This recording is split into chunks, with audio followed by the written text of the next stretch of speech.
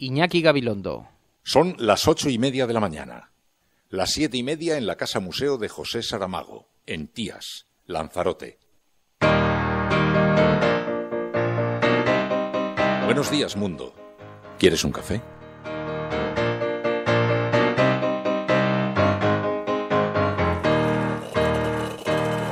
We were sailing on waves of silver. There were echoes in the wind. When we raised our sails to capture them, the ship was lifted up and then it was sank.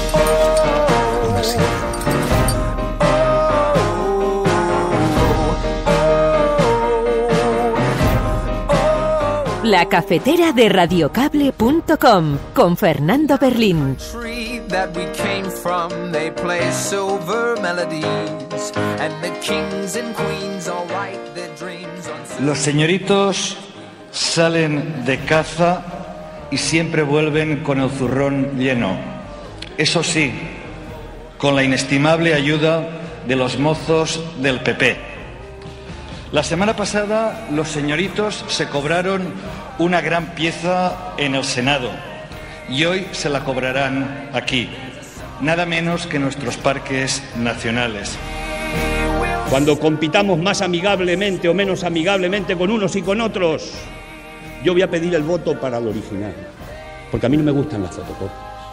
Cuando hay que buscar el original se va uno a los legajos y buscas el original. La fotocopia se puede borrar, se la puede llevar un viento huracanado.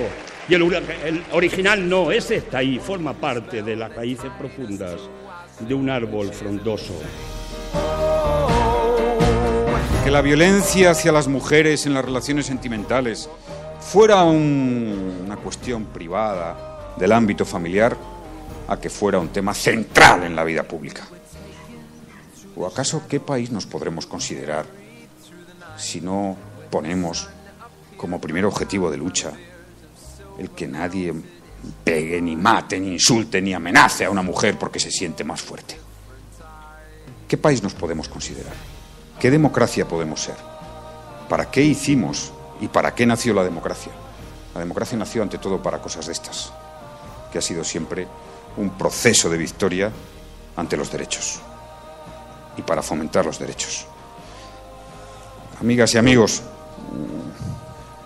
el futuro es lo que cuenta. Comprometernos de nuevo con el bienestar social de los españoles y de las españolas.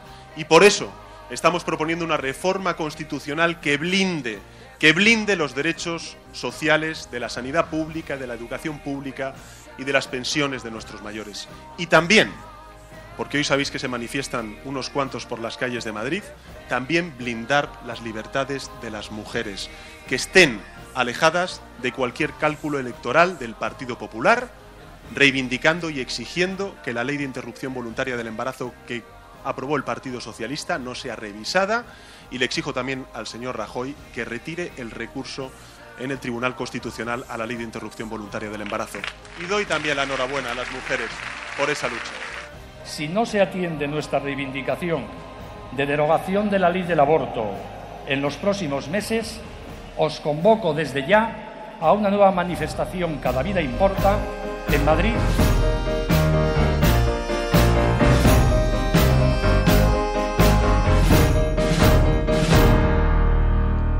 Amigos, muy buenos días. Es lunes 24 de noviembre de 2014. Estás escuchando La Cafetera. No se puede engañar a una persona educada. Y por ello la educación se identifica con la libertad, la democracia y el progreso, y también con la capacidad crítica, de reconocer los valores, los nuestros y los de los demás, que nunca serán los de menos. Carlos Fuentes.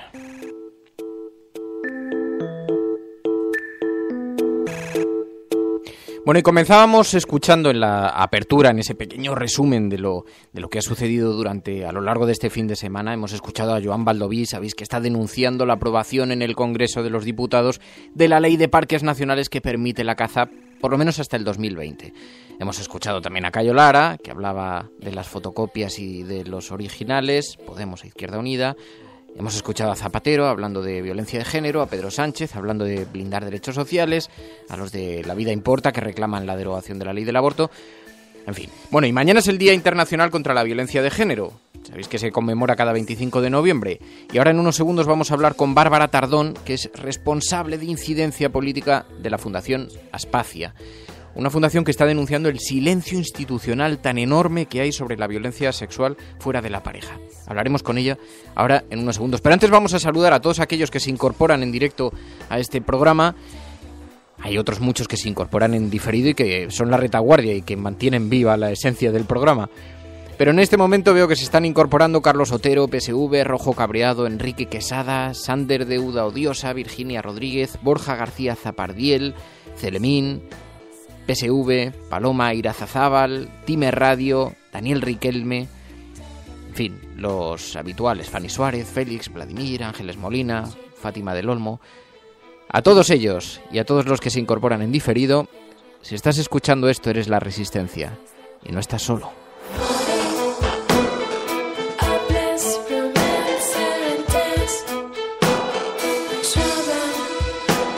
I have a dream that one day on the red hills of Georgia, the sons of former slaves and the sons of former slave owners will be able to sit down together at the table of brotherhood. I have a dream. Radiocable.com.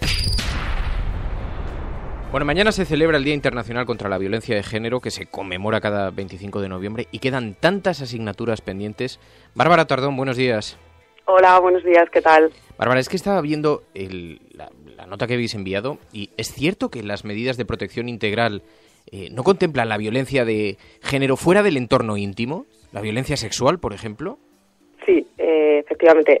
Tenemos una ley integral que ha supuesto un avance importantísimo en los 10 últimos años en la protección y asistencia a las supervivientes de violencia de género, pero solamente contempla y protege a las víctimas y sanciona a los culpables en el entorno íntimo, en el entorno de la pareja o expareja. Es decir, una de las formas más extensas y más brutales de violencia de género, como es la violencia sexual, no se incluye fuera del entorno de la pareja y de la expareja, no se incluye dentro de la ley integral. Y es sorprendente porque la violencia sexual, teniendo esa importancia, pues es evidente que tiene una importancia, pero sin embargo es verdad que permanece tremendamente oculta en la sociedad española, así como lo observamos en noticias e informaciones que surgen en otros países, pero aquí parece que no exista la violencia sexual o que exista de una manera limitada, pero estoy viendo algunas de vuestras cifras y son absolutamente aterradoras. En España un 55% de las mujeres han sufrido a lo largo de su vida desde los 15 años algún tipo de forma de violencia sexual. En España, en este sentido, ¿en qué parte de la tabla se situaría? Vamos a ver, la cifra es de la Agencia Europea de Derechos Humanos, o sea, ni siquiera en nuestro país tenemos cifras, porque aún a día de hoy no existe ninguna estadística, solamente utilizamos los datos que están publicados por la Fiscalía General del Estado o Ministerio de Interior en relación a las denuncias. Las denuncias, nosotros, la Fundación, calculamos que no llegan, pues solamente se denuncia ni siquiera el 15% de los casos reales. ¿En qué lugar estaría España? Pues sinceramente no lo podemos saber porque solamente disponemos de las cifras que nos da la Unión Europea y que además, pues habría que analizarlas en función del contexto económico y social de cada país. Pero sí que sabemos que, y sobre todo lo sabemos por la experiencia cotidiana del trabajo que tenemos en Aspacia, que los casos son numerosos, que no son aislados, que están en la vida de todas las personas, los casos de violencia sexual, abuso sexual infantil, y agresiones, abusos y acosos sexuales en mujeres adultas, en adolescentes, etcétera, pero desgraciadamente, como no disponemos de cifras, de lo único que podemos hablar es de estimaciones, que básicamente son las que manejamos las organizaciones, asociaciones que estamos especializadas en la materia. Bárbara, me decías, claro, hay noticias que tienen un alto impacto en los medios de comunicación, por ejemplo, los sucesos de la India. Y me decías, es que no es tan extraño. Aquí en España ocurre, pero están completamente silenciados. Sí, totalmente. Es una de las cosas. Nosotros, la verdad es que el equipo, cuando escucha, nos parece, evidentemente tienen que salir a la luz estas noticias. A veces encontramos un sesgo un poco, podríamos decir, perdonad por la expresión colonialista, porque pues visibilizamos una serie de violencias sexuales que se supone que suceden en otros países fuera del entorno occidental, y la realidad es, cuando hablan, por ejemplo, en la India, ha habido una violación múltiple en un autobús, o una mujer, una niña ha sido violada, y claro, nosotros, el equipo y las chicas y las compañeras decimos, pero bueno, si esto está a la orden del día, en Madrid y en cualquier ciudad de España, las chicas y las mujeres son violadas grupalmente. Lo que pasa es que, como no existe información, y porque además hay como un miedo absoluto, es algo tan personal. Yo siempre utilizo un sinónimo que es la violencia sexual es la cloaca de la violencia de género. Asusta tantísimo, pero no solamente a las mujeres, sino a la sociedad en su conjunto, porque yo creo que es la raíz total de la desigualdad, de lo que simboliza el patriarcado absoluto. Entonces, claro, no sabemos por qué, pero no se informa de absolutamente nada de esto. No sabemos si es por miedo, no sabemos, intuimos por lo que es, no sabemos si es por miedo, porque no hay una disposición política, pero evidentemente todas esas cifras y todos esos datos y todos esos casos que encontramos en la India, pero que encontramos también en otros países, se suceden en el nuestro cada día. Eso te lo aseguro. Precisamente aludías tangencialmente a las causas, ¿no? Supongo que esto lo tendréis bien estudiado. ¿Cuál es la razón por la que en este país se siguen produciendo esos? Supongo que tenemos antecedentes algo históricos y tenemos antecedentes un poco antropológicos, pero ¿cuál es la razón por la que la violencia sexual se sigue produciendo y de forma tan aparentemente escandalosa? Bueno, la raíz de la violencia sexual es una violación extrema de derechos humanos, es una forma también extrema de violencia machista, de violencia patriarcal, de violencia de género, y evidentemente todo está asociado a cómo se conforma el sistema. Es un sistema patriarcal, es un sistema desigual, y eso lo dejamos muy claro también en la campaña, en donde lo que está haciendo un agresor sexual o lo que está haciendo la persona que abusa sexualmente de un niño o de una niña es ejercer el control del poder. El control del poder en el sistema patriarcal es la raíz absoluta de todo, la desigualdad, el considerar que tanto las mujeres como, en este caso, cuando se produce el abuso sexual, podríamos decir que son las mismas raíces, pues son carentes de cualquier derecho, y por lo tanto yo tengo el control de la situación y de ejercer el poder sobre esa persona. Y las raíces son históricas, y por supuesto, si en un país no existen ni siquiera políticas preventivas, ni centros de atención a las mujeres especializados en violencia sexual, ni medidas dirigidas a frenar y dirigidas a concienciar a la sociedad, pues difícilmente podremos luchar contra las raíces que es la pregunta que tú me hacías, las raíces de esta vulneración extrema de derechos humanos y de esta forma de violencia machista. Podríamos estar, creo que 3 horas hablando sobre las raíces de por qué una persona ejerce violencia sexual. Lo que sí que es importante y queremos dejar claro, las personas y los hombres que ejercen violencia sexual no son, en la mayoría de las situaciones, no son depravados sexuales, ni mucho menos. Rompamos ese mito. Son personas conscientes plenamente de lo que están haciendo. El porcentaje es bajísimo de hombres que ejercen y que son agresores sexuales, que tienen una enfermedad mental o que podríamos decir que no pueden controlar sus como dirían, sus instintos más primarios, que ni siquiera existen. En el caso de la psicología está perfectamente explicado. Pues Bárbara Tardón, responsable de incidencia política de la Fundación Aspacia, poniendo el foco en el olvido de las administraciones sobre un asunto tan trascendental, precisamente en estos días que se conmemora el Día Internacional contra la Violencia de Género. Bárbara, muchísimas gracias por atender esta llamada. Muchísimas gracias a ti, y es un placer compartir todo esto. Y solamente querría decir una última cosa. Mañana lanzamos la campaña Dibuja la Línea a las 12 de la mañana, que animamos a todo el mundo a que se una a la campaña con el hashtag Dibuja la Línea, para luchar contra la violencia sexual en un día como es el 25 de noviembre. Muchísimas gracias. Radiocable.com.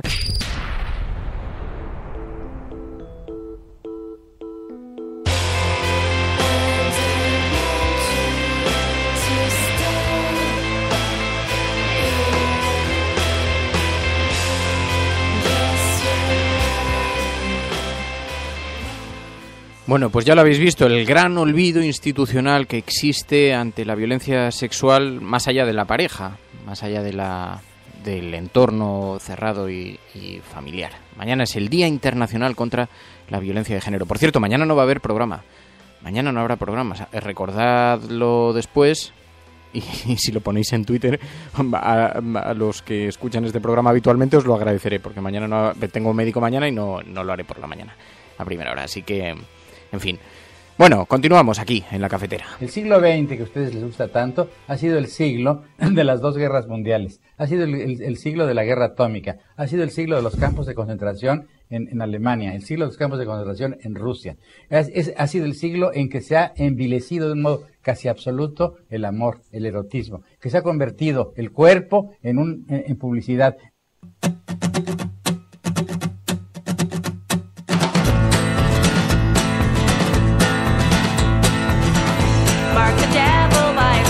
Y estaba viendo algunos de los mensajes que estáis publicando en internet. Dice Paloma Irazazábal, dice, sí, hasta el arzobispo de Granada lo aprueba en voz alta para mujeres que hayan abortado, dice Paloma Irazazábal. Dice, PSV, por supuesto, conscientes y por tanto nada de enfermedad mental. Esto está en las raíces del sistema. Y dice Virginia Rodríguez, destaca una frase que decía Bárbara Tardón: una de las formas más brutales, como es la de la violencia sexual, no se incluye en la ley de violencia de género.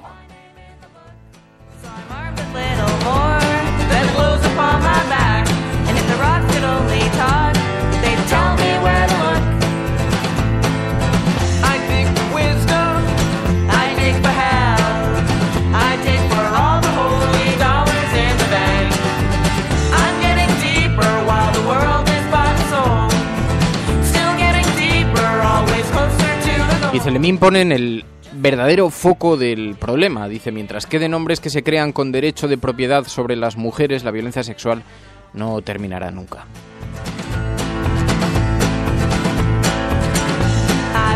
Bueno, vamos a ver las portadas de los periódicos porque algunas traen asuntos verdaderamente notables. Estaba viendo, por ejemplo, la portada del periódico La Razón, va a dar que hablar, y dice... a toda página, Cándido Méndez adelanta el Congreso de UGT y se retira tras 20 años. Digo que va a dar que hablar porque es una información exclusiva que publica La Razón. Y es que se retira Cándido Méndez. Dice, va a comunicar mañana al Consejo Confederal del sindicato que no agotará su mandato y convocará elecciones en 2016. Y dice, añade también La Razón, dice, los numerosos escándalos de corrupción y la pérdida de afiliados le empujan a dar un paso al frente.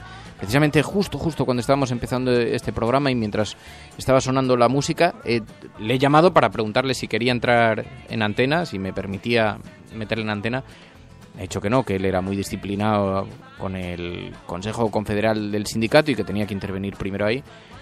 Pero vamos, es una noticia porque lleva 20 años liderando la UGT y parece que se retira, ¿no? Lo cual, y además es una noticia publicada por La Razón, que no ha sido precisamente muy suave con este sindicato al que ha estado sistemáticamente machacando, pero en fin, así son las cosas. Dice, también, el jefe de explosivos de ETA detenido en octubre llevaba mandos para activar coches bomba.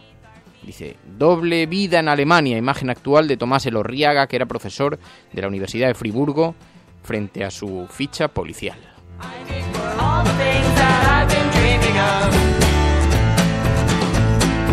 Dice que se le incautaron diversos materiales, dice, entre ellos algunas telemandos para detonar coches bomba, placas electrónicas utilizadas para accionar explosivos. Dice, son algunos de los materiales que se le incautaron al jefe de explosivos de ETA tras su detención el pasado 31 de octubre en Alemania. Y por cierto, el que ha sido la estrella mediática del fin de semana, el Francisco Nicolás, el nuevo Diony, dice La Razón. El pequeño Nicolás envió al CNI su álbum con famosos para intentar que le ficharan. Sus abogados quieren dejar su defensa tras la entrevista en televisión.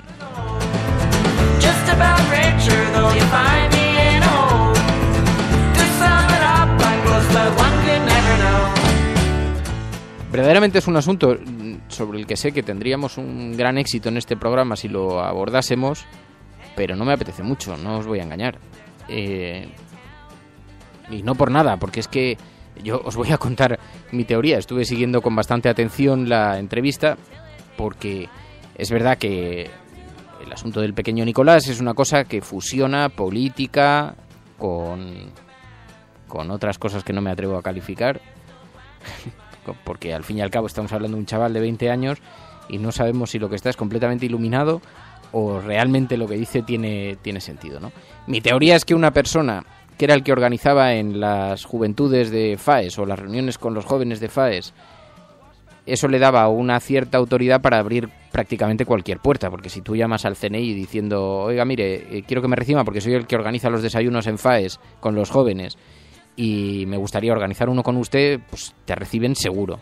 Y a partir de esa cosa que nadie sabía muy bien, pero sabían que tenía padrinos, puesto que era el que organizaba esas cosas en FAES y se le veían las fotos y no había más que irse a Facebook para verle con tantos personajes empresariales y políticos, era fácil que se le abrieran las puertas y era fácil que se le confiaran ciertas cosas. Un chico con acceso a un montón de sitios, pues no es nada raro que efectivamente se le escuchase, tanto en el CNI como en otros ámbitos políticos, lo que tenía que decir. Oye, mira, es que habla con no sé qué. De ahí, como nadie se atrevía muy bien a preguntarle exactamente de dónde salía, puesto que parecía que tenía padrinos, pues el hombre iba abriéndose las puertas, le iban dorando las orejas, le iban regando los oídos con bellas palabras y el otro se lo tomaba muy en serio su misión con España. Así que de ahí tenemos un personaje que todos niegan porque efectivamente todos dicen la verdad cuando dicen que no tenían una relación estrechamente profesional con él, pero a la vez le regaban los oídos pues porque parecía el enviado joven de José María Aznar, porque trabajaba en FAES. Esta es mi teoría y creo que así se ha ido construyendo una historia en la que los demás frivolizaban y él se la tomaba muy en serio, que consideraba que tenía una misión para España, ¿no? Esa yo creo que es la teoría. Luego a partir de ahí, que te inviten a actos de desayunos e incluso en la Casa Real no es tan difícil como han tratado de pintar algunos medios de comunicación. Es relativamente sencillo. Solamente te tienes que mover por esos círculos. De hecho, en los desayunos, por ejemplo, los que hacen en el Rich, son abiertos. Simplemente te tienes que acreditar en una página web, ¿no? Así que no es tan difícil. Pero luego me sorprende porque sabéis que hizo un 21% de audiencia a Telecinco con esta entrevista, lo cual ya nos indica o bien que le van a fichar como entrevistado cada fin de semana o bien que se va a convertir en colaborador del programa lo más pronto que tarde. Y lo veremos. Pero en todo caso es un tema que no me apetecía tocar especialmente porque creo que se mezcla una gran frivolidad con un asunto que no tiene una enorme relevancia, para que nos vamos a engañar, pero sé que un 21% de audiencia significa muchas cosas, significa que a la gente le interesa el tema y tampoco vamos a engañarnos. Ahora, la cuestión es como hablaba con algunos amigos profesionales, que en esto, como en todo, el medio es el mensaje. Es decir, no es lo mismo una entrevista a Francisco Nicolás en la cadena SER, por ejemplo, que una entrevista en Telecinco. No es lo mismo. Lo parece, pero no es igual. Ya lo decía McLuhan.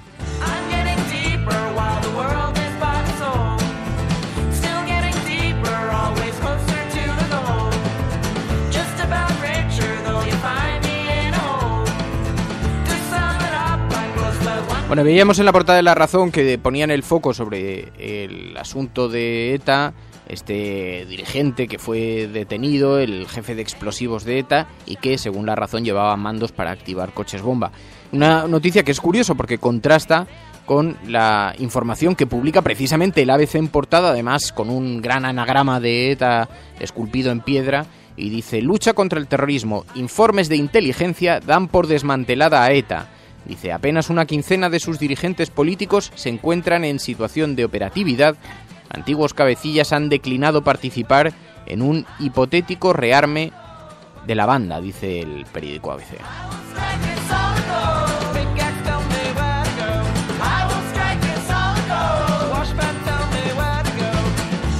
Claro, dice Celemín, hablando de lo de Francisco Nicolás, dice: tu teoría, Fernando, saca a la luz los manejos, las prebendas de los bien relacionados y toda una práctica habitual de influencias. Es que es así, es que efectivamente esto es lo que describe, de ahí que estén todos dándole la espalda, porque en realidad lo que está retratando es no tanto la sinvergonzonería, que tiene un poco de eso también, pero un poquito el cómo se manejan en este medio político, ¿no? Basta que llegues con el padrino Aznar detrás para que se te abran un montón de puertas, ¿no? Y gente te confíe cosas. Yo me imagino, en todo caso, yo estoy convencido de que este chico fue al CNI, él lo ha contado, dice, fue a pedirle que participase al director general en un desayuno que él estaba organizando, y allí le saludan, le reciben y tal, y estoy convencido de que para el CNI es un caramelito saber que tienes a un chaval de 20 años que entra en un montón de foros y en un montón de sitios y está bien relacionado y además está amparado por las siglas de FAES y que le puedes pedir cierta información, porque al fin y al cabo el CNI básicamente lo que hace no es como el 007, no es como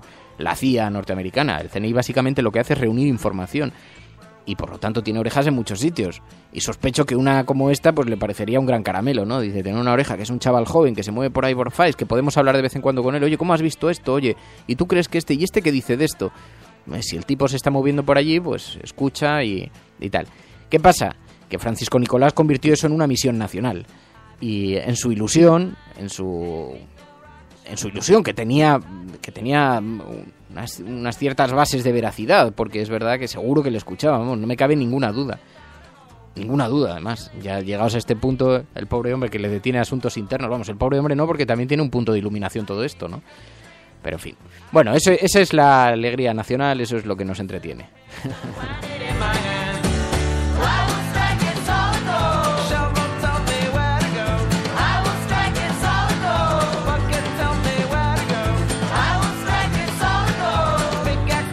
Bueno, pero os estaba diciendo que mientras el ABC da por terminada, por finiquitada, por acabada a la banda terrorista ETA, La Razón dice que tenían mandos, o sea que todavía queda. Y en lo que coinciden varios periódicos hoy es en la otra gran polémica del fin de semana, en Podemos. Sabéis que hubo una polémica porque toda la entrevista con Francisco Nicolás se explica, toda la precipitación en la entrevista se explica porque el que tenía que haber acudido era Pablo Iglesias, lo sabéis, y a última hora, 2 días antes, cancela la entrevista con el programa de Telecinco, Un Tiempo Nuevo. Y se monta el lío, padre. Entre otras cosas, porque una cosa que sucede todos los días en los medios de comunicación, todos los días, porque todos los días se caen invitados aquí en este mismo programa, otra cosa es que yo no lo cuento en antena, pero hay personajes que tienen que entrar, os lo voy a contar uno, por ejemplo, la semana pasada, el jueves, os acordáis que no tuvimos entrevistado, y es que durante todo el programa, por eso hay tantos espacios de música, durante todo el programa estuve llamando al capitán del barco de Greenpeace que se había comprometido a entrar con nosotros en directo, a las 8:30 de la mañana. Es además un tipo fabuloso que lleva 20 años en Greenpeace, en los barcos más tal, que lo ha vivido todo y iba a entrar con nosotros. Teníamos mal el teléfono, hay que decir que en esto. Pero se cayó el entrevistado. Estas cosas suceden todos los días, ¿no? Todos los días. Y lo que pasa es que no hacemos pública una nota. Pero Telecinco, cuando vio que Pablo Iglesias no acudía, hizo pública una nota. Y os voy a explicar el porqué. Es que el programa, sabéis, que se encontraba en una situación de audiencia muy mala. Estaba haciendo cifras en torno al 9, que es una cifra bastante baja para un programa en Telecinco, hasta la semana pasada. Y entonces tenían todo confiado a la carta de Pablo Iglesias, porque saben que una entrevista con él y mucho más, con todos los asuntos que han saltado en torno a lo de la beca de Íñigo Errejón o lo de la productora de Pablo Iglesias, en fin, que había mucho morbo, y además era la siguiente entrevista tras la entrevista con Ana Pastor, tenía morbo. Y lo tenían todo confiado a eso. Y les entró un ataque de rabia cuando vieron que no asistía, que 24 horas antes, 48 horas antes, cancelaba la entrevista, y entonces emitieron un comunicado, que es una cosa extrañísima, no es una cosa para nada frecuente.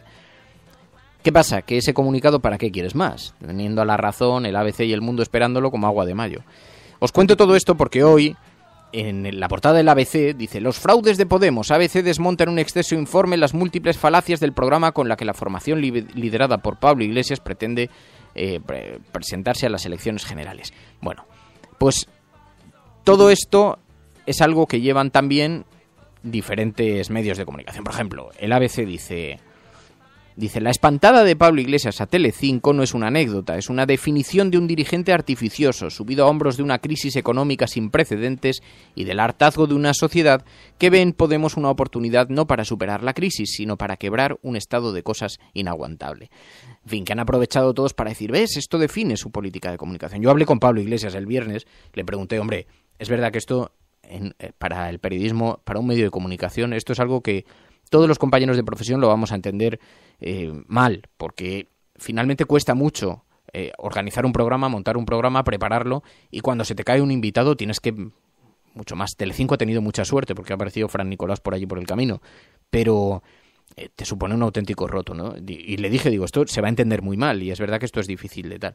Y entonces me explicó, me dijo, mira, me dio de hecho la relación, que os la puedo leer porque la tengo aquí, la relación de entrevistas que hizo en esa semana. Y dice, y es que ahora las entrevistas se deciden de forma coordinada en el equipo de dirección. Entonces la decisión del equipo de dirección dice, tú sabes que yo siempre he ido allí donde se me ha pedido, he ido a todo tipo de programas y a todo tipo de cosas, no tengo ninguna intención de huir ni de que se me pueda acusar de estar escondiéndome. Dice, lo que pasa es que ahora todas estas cosas se deciden de forma coordinada por los directores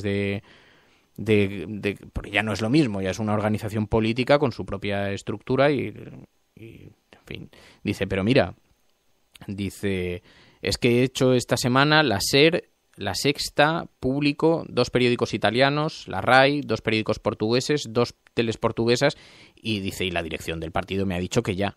Y dice, y es que además, esto era un viernes, dice, tengo acto en Lisboa y después de Lisboa me tendría que ir a Madrid a hacer Telecinco. Aún así, Podemos ofreció una entrevista conjunta de varios miembros a Telecinco. Bueno, pero esto en todo caso, lo que sí que es significativo es que la prensa ha aprovechado este asunto para mostrar un cierto... para repartir de nuevo las... En fin, que lo están utilizando contra Podemos.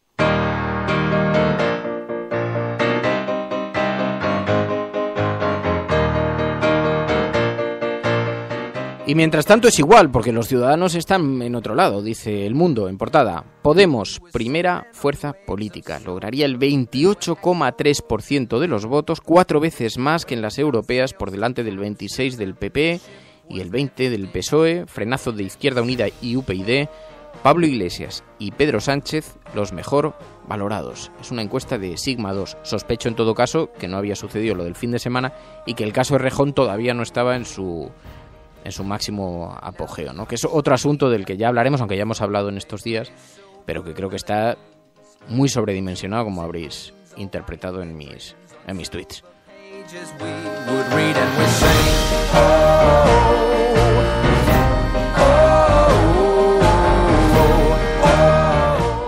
Y así os imagináis, la emigración vuelve a ser la principal opción de tener trabajo, dice el periódico El País. Querido Santo Padre, tengo 24 años y soy miembro del Opus Dei. En su carta, la víctima granadina pide a Francisco que no permanezca impasible ante los abusos de un grupo de curas, dice también el periódico El País. Y desmontando al pequeño Nicolás, Gómez Iglesias implica las instituciones que utilizó para engañar, dice Javier Ayuso. Dice, con mentiras y medias verdades, logró Francisco Nicolás Gómez Iglesias, el pequeño Nicolás, urdir su gran engaño por el que está acusado de falsedad, estafa y suplantación de personalidad. Y con mentiras y medias verdades trata ahora de implicar a las instituciones, Casa del Rey, Vicepresidencia, CNI, de las que se valió en sus correrías, dice el periódico El País, en un texto firmado ni más ni menos que por Javier Ayuso.